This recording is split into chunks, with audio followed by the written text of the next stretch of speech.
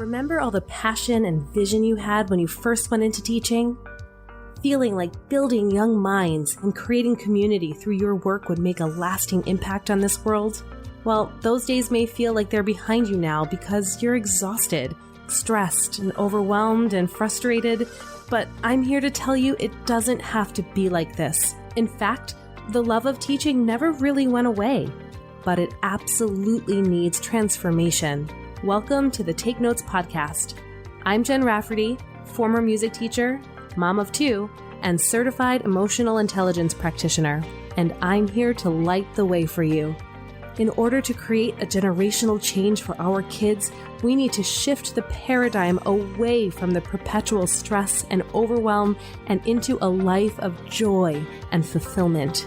This is Education 2.0, where you become the priority, shift how you live your life, and how you show up both at work and at home. So take a sip of steamy morning coffee and grab your notebook. It's time to take notes. Hello, and welcome to another fantastic episode of Take Notes. I'm really excited to introduce you to my guest today. This is Renee, who has worked in the field of adoption and foster care since 2004 as an adoption social worker and program director, supporting families adopting domestically and internationally. And in 2017, she joined the Adoptive and Foster Family Coalition of New York State as program director and is dedicated to the well-being of adoptive, foster, and kinship families. Renee has published articles in the national adoption magazine, Adoption Today, and Adoptive Families, and she is the author of the book, My Kids Know More Than Me, 15 Life Lessons from Foster and Adopted Children. Renee has been a licensed master social worker since 2005 and has been parenting children from adverse histories for over 26 years as a foster, adoptive, and kinship parent. She is currently parenting 4 children who joined her family through inter-country adoption and cares for children with special medical, learning, developmental, and mental health needs. And Renee, I am so happy that you joined me today to have this conversation. Thank you for being here. Thanks for having me. So I'd love to just dive right into some of the heart of where a lot of this work comes from, and that's ACEs. So let's talk about what are ACEs and why are we needing to talk about them? Thanks, Jen. So ACEs stands for Adverse Childhood Experiences. And those are experiences that create toxic stress and trauma that then impacts long-term on a child's ability to regulate, a child's social emotional health, a child's physical health, and a child's learning capacities today and throughout their adulthood. Over 20 years ago, 2 researchers came together and were looking at what adversity in childhood could be potentially linked or correlated with long-term health outcomes that were poorer than those of us who don't experience adversity. And what those researchers found 20 years ago was there was 10 major components of early childhood experiences that then created these stressors that then impacted on lifelong well-being. And those 10 factors are physical, emotional, and sexual abuse, physical and emotional neglect, substance use in the family, mental illness in the family, incarceration in the family, substance use disorders in the family, and divorce. So those were the 10 original adverse childhood experiences that could be proven to have an impact on developmental outcomes, learning outcomes, health outcomes, and social outcomes. So thank you for laying all of those 10 out. That's something that we as teachers especially see the effects of this happening, but don't fully understand what's going on underneath the surface. So those ACEs in that list that you rattled off there gives us a little bit of a roadmap, I would say, right? To kind of discovering, well, what's actually happening here with this child? Is that an accurate description of that? Right. It gives you some knowledge, right? And before I step into that, I do want to go back and just say, those were the 10 original ACEs that experiences based on that research. What we now know is any event or things that have happened in childhood that create what we call toxic stress. Toxic stress is a stressor in a child's life that changes the way their body and their mind respond in the presence of no buffer. So there are other things in those 10 originals that can create toxic stress. For example, bullying in school can cause toxic stress in a child. Racism can cause toxic stress in a child. institutional care, whether it's an orphanage from a foreign country or a group home here, right? Hospitalization, death of a parent. So there's other factors other than the top 10 that can create stress to the point where it changes the neurobiology of the child and thus changes the way they learn, changes the way they behave. And that's what you're seeing in your classrooms. Yeah. Can you explain the difference between just run-of-the-mill stress, I'm having a bad day and I'm feeling kind of frustrated, and what toxic stress really is? Yeah, that's a great question. We classify it 3 ways. Number 1, we classify as trauma, right? Trauma is an event that creates the feelings of life or death. That's a trauma, right? Then there's toxic stress. Toxic stress is a stressor that changes the way the body and the mind respond, right? And I'm going to go in depth about that. So hold on to that for a minute. And then tolerable stress is the third category of stress. And tolerable stress is important for our development, right? We need to have those stressors to learn and move forward, but it has to be tolerable, something that your body and your mind can handle, cope with, and move forward on. So go back to the middle, right? That toxic stress part. So toxic stress actually changes the body and the mind. It creates so much stress hormone in your body, the stress hormones of adrenaline and cortisol, right? It's an overproduction of adrenaline and cortisol in your system. And the sympathetic nervous system responsible to respond to stress has been overtaxed to the point where it changes itself. So we have a sympathetic nervous system that's responsible to respond to stress. And when it's continually being used, we're constantly in that stress mode, and that sympathetic nervous system is being used over and over and over again. It then changes. The nervous system actually changes as a result of that long-term, ongoing, intolerable stressor.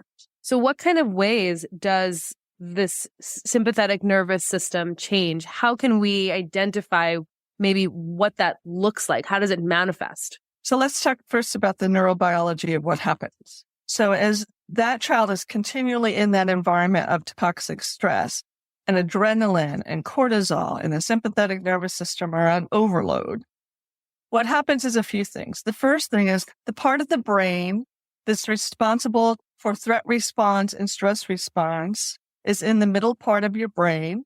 The major structure is the amygdala. The more we use that amygdala, the more we use that part of this central nervous system, the larger and more active it becomes. So just like when you exercise and you use a muscle, the muscle gets bigger and stronger. The same with the midbrain, or that amygdala, that structure in the midbrain, gets bigger and stronger and more active.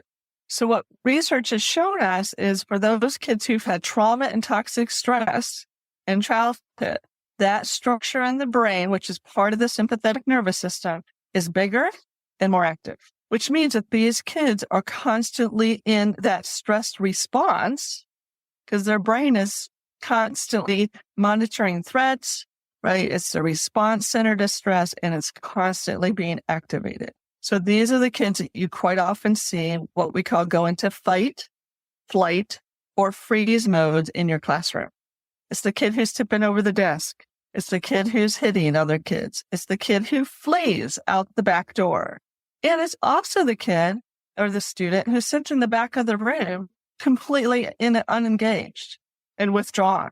And in reality, the kids who are flighting and fighting are less of a concern than the kids are those kids who are freezing or withdrawing, because they had actually more serious consequences because of toxic stress. For teachers, sometimes it's easier to handle the withdrawn child than the child who is picking a fight or throwing things or tipping over desks. But in reality, the child that's withdrawn is actually the more concerning child of the two of them. But overall, those kids typically go into fight, flight, and freeze because that amygdala, that sympathetic nervous system, that threat response system, the fear center of the brain is overactive. So that's really interesting, especially that you said that the kids who are in freeze usually have those higher responses to stress, or there's a higher level of toxic stress, because as a teacher, it's very easy for those kids to kind of slip through the cracks, right? Because they're not the ones making all the noise and grabbing your attention.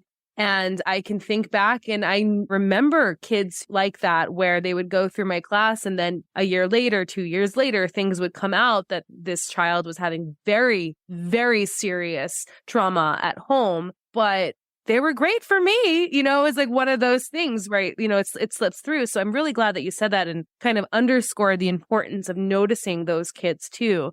I want to talk for a second about the word trauma, because I think now, especially as trauma-informed practices are becoming just more available and more people are starting to understand them, I also think that there's a misconception about what that word trauma actually means. And it's a lot bigger and heavier than what it actually is. Can you talk a little bit about just like what trauma? You said, you know, trauma is any time that we are responding to life or death, but it's sneaky, isn't it? So can you talk about the word trauma and really what it actually means? You know, and I would say that depending on who you talk to, it's going to be a different definition, to be honest with you. Because I think in our area of the practice, we talk about trauma, all right? We talk about toxic stress and we talk about tolerable stress. And it's a spectrum. Trauma is when there is an event or series of events that causes, again, that sympathetic nervous system to go awry. And the child truly does fear for their safety, right? And their well-being.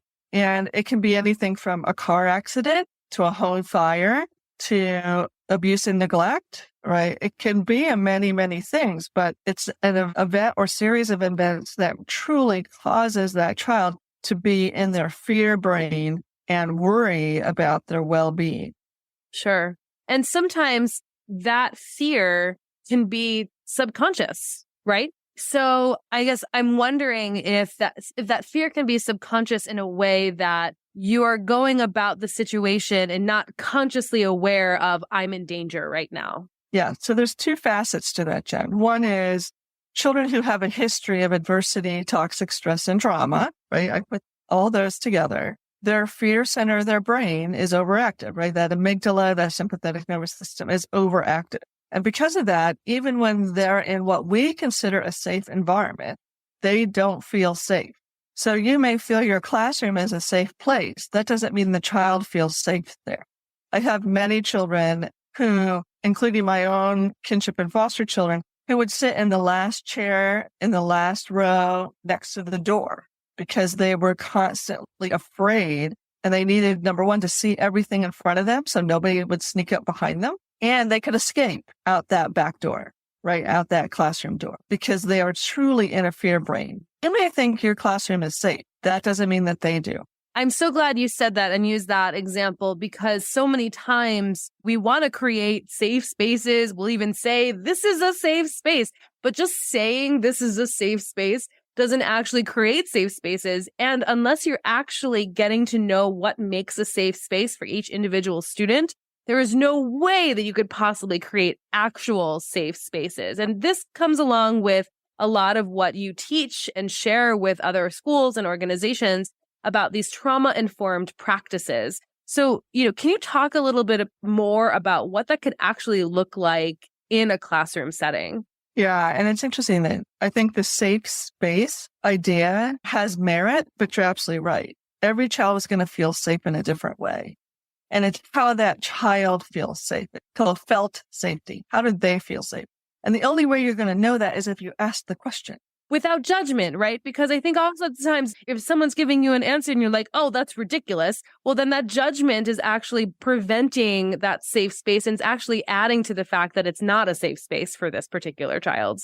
Yeah. And every child's answer is going to be different. And it's usually not the answer we expect. So, for example, I had a foster child who was in my kitchen just jumping, literally jumping chair to chair and all over the place and just couldn't settle. And I asked, I said, gosh, what's going on? And he said, I'm afraid. I'm afraid to be in the kitchen at night because I have a glass back door that you can see the backyard. And he was convinced somebody was going to come through the backyard and shoot him.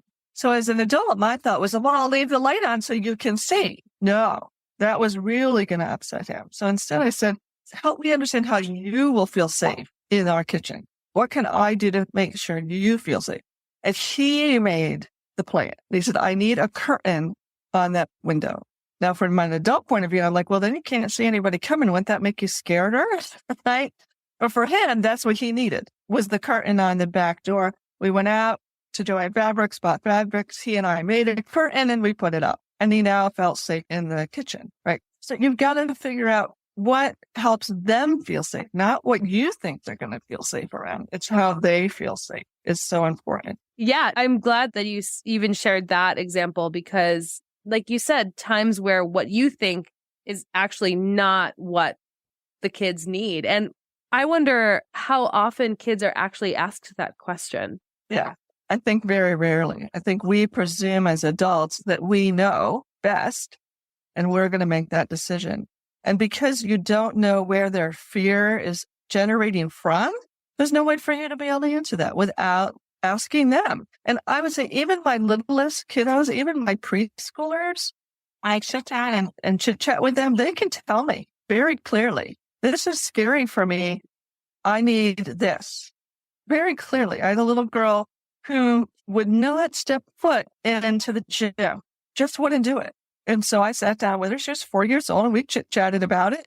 And she said, well, what's so scary about the gym is the gym teacher keeps blowing his whistle. And that really scares me. So the gym teacher stopped blowing his whistle and she was very happy to go into the gym and have PE. So it's finding what is the root cause of the behavior, right? Avoidance of PE. She was afraid. Okay, now that I know you're afraid, what are you afraid of? And how can we remedy that for you? Well, and I think so many times we just look at the behavior and then we stop there.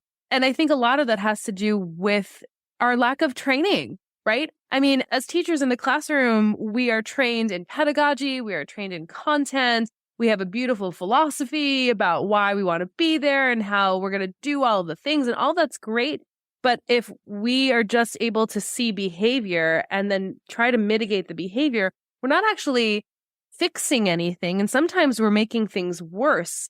And so these trauma-informed practices are not just going to make your students' lives so much better for a learning scenario or create, environments for them to thrive, but you as the adult in the room, you're going to have a much better experience and deeper connection with these kids because you're reaching now towards a level of understanding that you didn't quite have before. Wow, Jen, you covered a lot of ground in that. So let me kind of go back to a couple of those things. First, you're absolutely right in terms of, I think, teachers and parents, right? Because I work with parents, they look at the observable behavior, right? It's the child who's withdrawn, or it's the child who's belligerent, or it's the child refuses to work. It's the child who can't come to school. It's the child who's throwing dust, whatever it is, right? They look at that surface behavior. And in trauma responsive strategies, you don't look at the surface behavior. That's a symptom, right, of a neurological, biological change to that child. It's only a symptom, and you've got to then dig deep and figure out why is that behavior happening, and you treat the why, right? And I always use the analogy of, if you go to the doctor and you say, I have a cough, the doctor could easily give you cough medicine. You could go home. The cough would slow down for a day or two, right? But it's still going to be there and it's going to get worse. So you go back to the doctor and say, well, I'm still coughing, right? And once the doctor finds the root cause of that coughing, which let's say is pneumonia, they treat the pneumonia and the cough stops. Same idea, right? Look at that child's behavior as a symptom of an underlying neurobiological condition. Find out what it is. Treat that. That's what's key. You don't treat the behavior. And you're absolutely right, Jen, because quite often, particularly when I look at behavior intervention plans, right? A treatment of behavior where you're trying to modify or manage the behavior. And for a lot of kids of trauma, toxic stress, and adversity, when you try to manage or change the behavior, it makes it worse, right? So if you put a sticker chart, for example, to try to change that behavior, in reality, quite often it will backfire and it will make the behavior worse. Right? And there's lots of reasons for that. But for this conversation, right, because you're not treating the underlying cause. Those, unfortunately, are some of the only tools that we have So I think in an effort to help, it's all well intended. But like you said, at the end of the day, we're actually making things worse by just focusing on the behavior. And look, we've all done this, right? With the sticker charts, the incentive plans, the hang out with me at lunch, whatever. And it doesn't work, like you said, because we're not actually getting to the root of the problem. But again, we don't necessarily have the wherewithal to even know what questions to ask, which is why it's so important that we have this conversation and we connect with people like you and folks who do the work that you do. We need to connect. We need to be able to bridge the gap between your work and what is actually happening in the classroom. Yeah, you're absolutely right. And, when we sit down and work with teachers and we dig below the surface and past the behavior, most teachers are like, oh my gosh, right? It's like that aha moment for the teacher, like, oh my gosh, I get it now, right? I understand why this child is doing X, Y, and Z. And then we strategize about how do we treat and heal the child? Because that's what it's about, right? The toxic stress and the adversity created neurobiological changes to the child's brain and body. And our job is to heal that. And as that heals, those symptoms, those behaviors will dissipate. But you've got to heal from the inside out versus trying to impose behavioral plans on a child who is coming to you with a neurological difference. Yeah. And I also think kind of zooming out a little bit too, and you and I have talked about this before. It's not as if you turn 18 and all of your ACEs go away. Our experiences of how we operate in this world throughout our days, in our relationships, is a direct result of our lived experiences. And some of us have gone through adverse childhood experiences of our own. So as the adults in these spaces, interacting with a child who is navigating their own trauma or toxic stress can also be very triggering for the adults in these spaces. Can we talk a little bit about that too? Absolutely. If you have your own personal history of adversity, trauma, and toxic stress, and then you're in a room with a child who has that same history or similar history, it's going to be very difficult for both of you. Here's a couple of reasons why.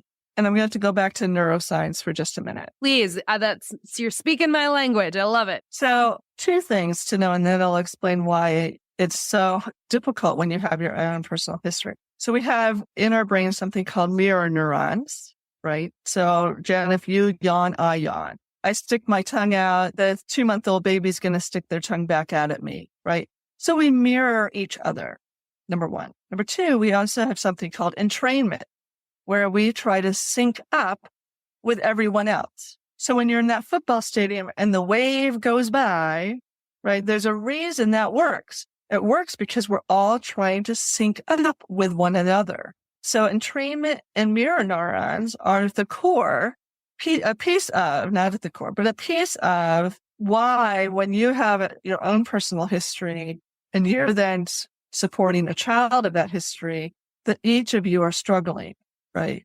Because as the child escalates, you're going to escalate, right? You're going to mirror the child. You're going to sync up with the child. As you escalate, the child's going to escalate, right? So you kind of bring each other along for the ride.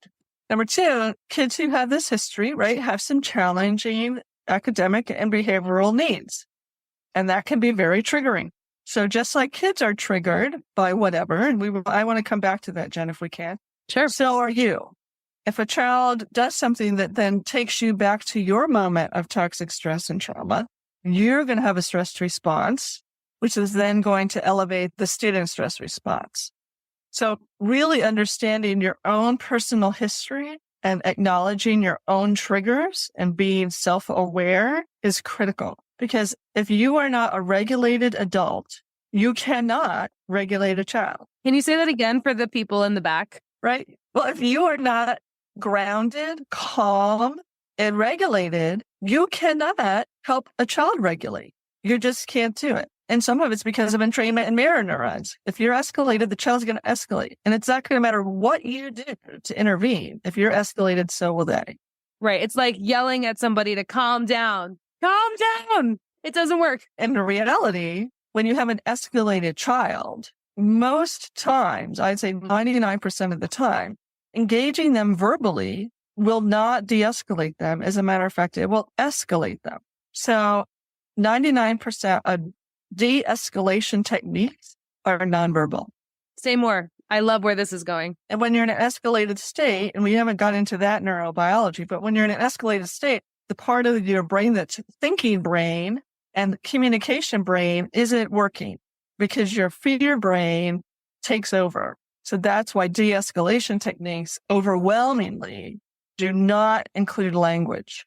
They're completely nonverbal. I also want to say a point that I think is really interesting, Jen. There's new research out where they tested the teacher's cortisol level. Remember, cortisol is a stress hormone. And then they tested the students in that classroom's cortisol levels. And what they found is if the teacher's cortisol level was elevated, so were all of the students in the classroom. If the teacher's cortisol level was not escalated, same for the students in the classroom. That's how powerful this is, right? You as a teacher need to be regulated and well to teach, period.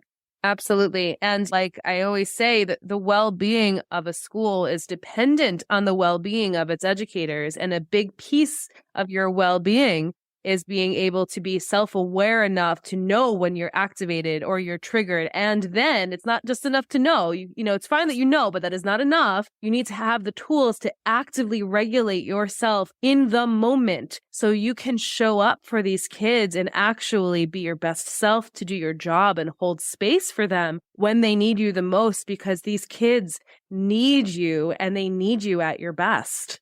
Such good stuff here. And I just love all of the brain talk. So thank you so much for all of that. And I do just want to say one more thing too, that we haven't touched on this word per se, but it's been a theme throughout our entire conversation, is this idea of curiosity, right? Ask questions. The more you ask, the more you know. And when we come into these situations and we project our own lived experiences, we project our own beliefs, our own values onto whatever is happening, we're actually missing the mark. We're not actually able to meet the moment in a way that's meaningful because it becomes about us. And in fact, it's never about you.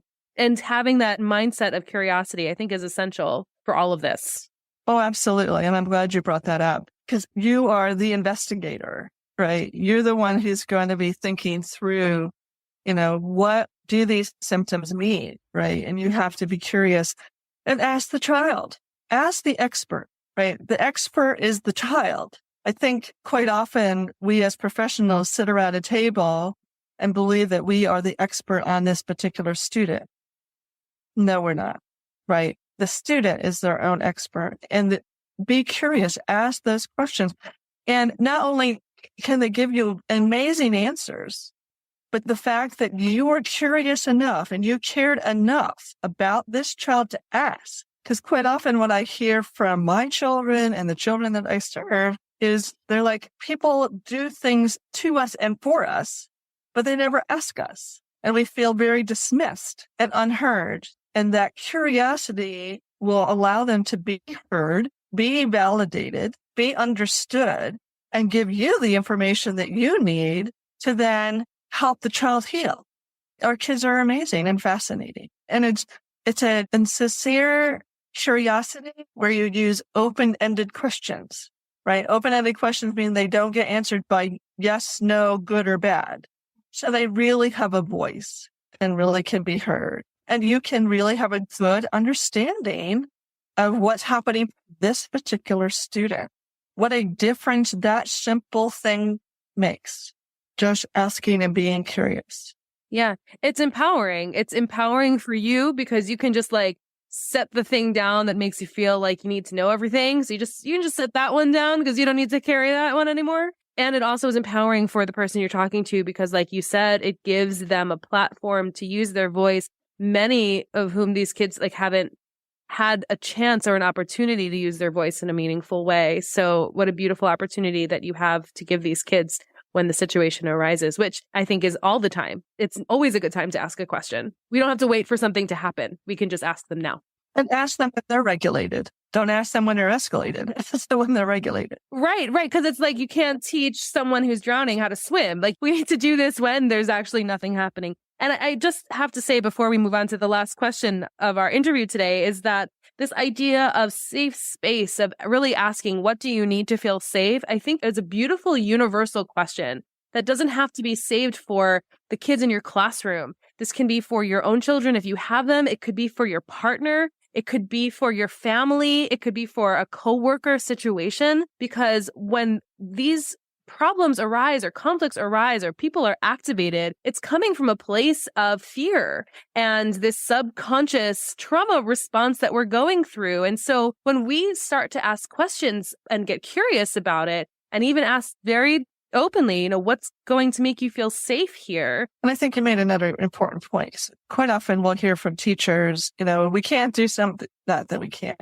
Why are we doing something different for this child, right?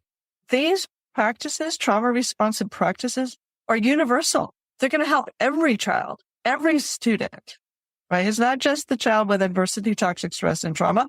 Every child is going to benefit from a trauma responsive approach, 100%. Before I go on to your last question, I do want to go back to something that you said, and that was conscious and unconscious memories. So what I can say to you is if a child has a conscious memory, your curiosity will get you the answer that you need to help the child heal, right? So for example, I had a young man who was failing art class. Failing art class for two reasons. I'm only going to explain one of them, but he was skipping class at least twice a week. And of course, the school did in-school suspension, and they did out-of-school suspension. Of course, he never showed up for in-school suspension because of shame, right? So then it just snowballed, right? You don't come to suspension, you get more suspension. You don't come to that suspension, you get more suspension, right? And he kept skipping the class. So not only was he skipping the class, now he was skipping detention, right? Now he's feeling shame. Finally, I said, okay, we're done with suspensions. And I sat with him. I said, help me understand why you're skipping this class. And he was very eloquent. And he said that teacher's tone of voice is the same tone of voice a significant person in my household used when they were going to hurt me. So he was triggered by this teacher's tone of voice, right? Which then made him flee, which meant he was skipping class, which meant he was failing art. Once we understood that and stopped punishing him for skipping class and treated the fact that he's being triggered by this voice, he went to class every day, right? And we talked to the teacher. She understood. She tempered her tone of voice, but she also gave him a yellow card and said, okay, if my tone of voice is triggering you, put your yellow card up and go to the social worker's office, right? He wasn't skipping class. He was just saying, hey, I'm triggered. I need a minute. So it's digging underneath there, asking the question. And because he had that conscious memory, he could tell that to me, right? And we easily worked it through.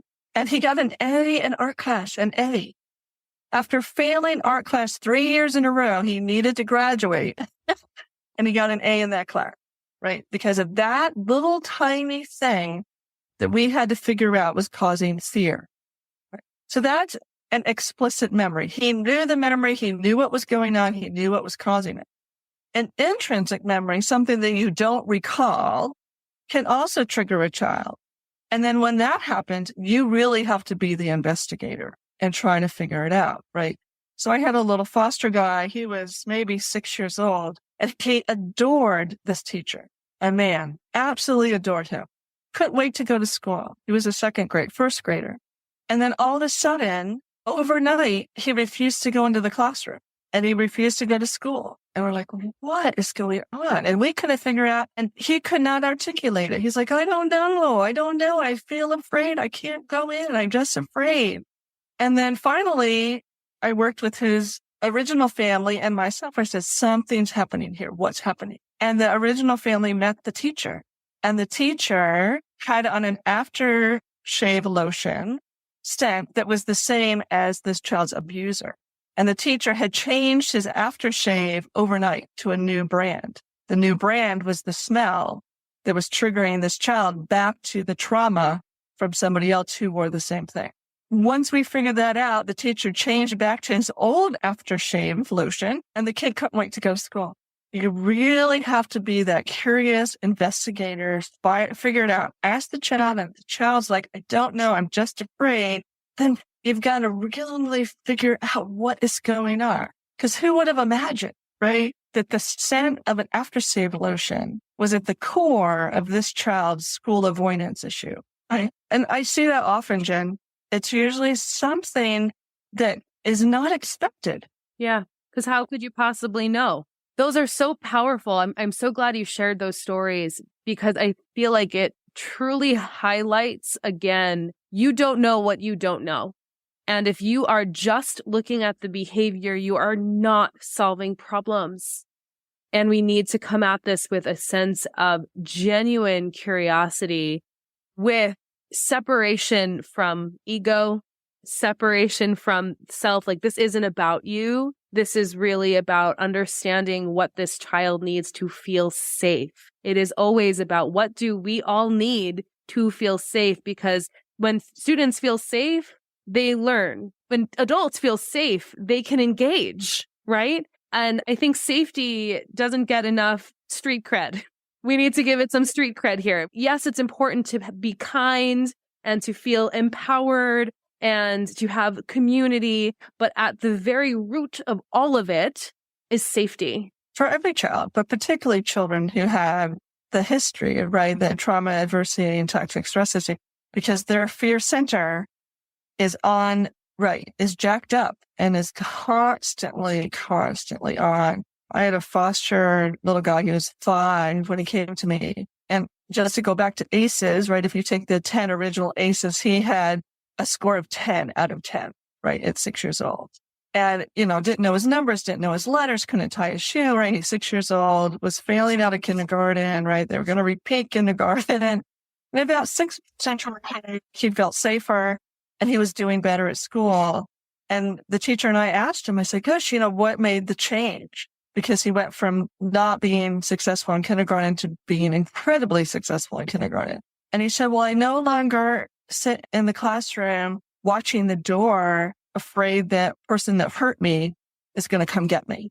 He finally felt safe enough in that classroom to not have to be 24/7 looking at the door, right? He could actually attend to the teacher, right? He was a kiddo who came with an ADHD diagnosis, right? Because he couldn't attend, but he couldn't attend because he had to watch the door to keep himself safe so that that person won't come hurt him, right? Well, it had nothing to do with ADHD. It had to do with, I can't attend to the teacher right now because I have to keep myself safe. Once he felt safe in that classroom, that teacher was phenomenal, by the way, absolutely amazing. She and I spent a lot of time together. She made sure he felt safe and he could attend to the classroom, he could attend to lessons, and he went from unable to complete kindergarten to being the top of his class in kindergarten, right? Because he felt safe for the first time in his life. So I agree. Safety is so important for these children. And once you provide safety, all of these behaviors that you're trying to manage aren't going to be there. Like, you're not going to need to manage them. And quite often I'll hear from teachers, I say, well, they'll say, I don't have time to do trauma responsive strategies, right? And number one, they don't take time, right?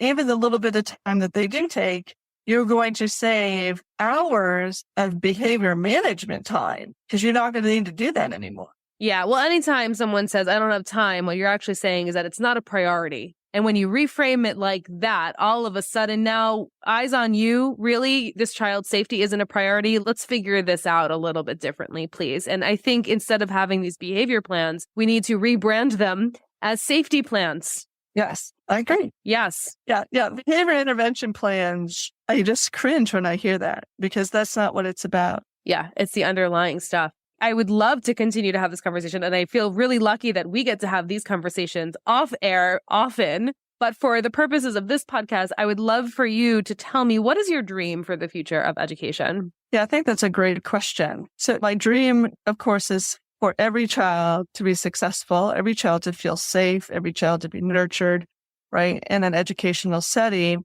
through trauma responsive strategies that benefit the children I serve, right, through adversity and trauma and toxic stress, but for every student, 100% of your students. So I really would love to see statewide a trauma responsive approach. Know that, we're working hard to move that agenda forward. For those of you who want to learn more, there is a trauma They don't call it trauma responsive. They call it trauma informed. So do know, right?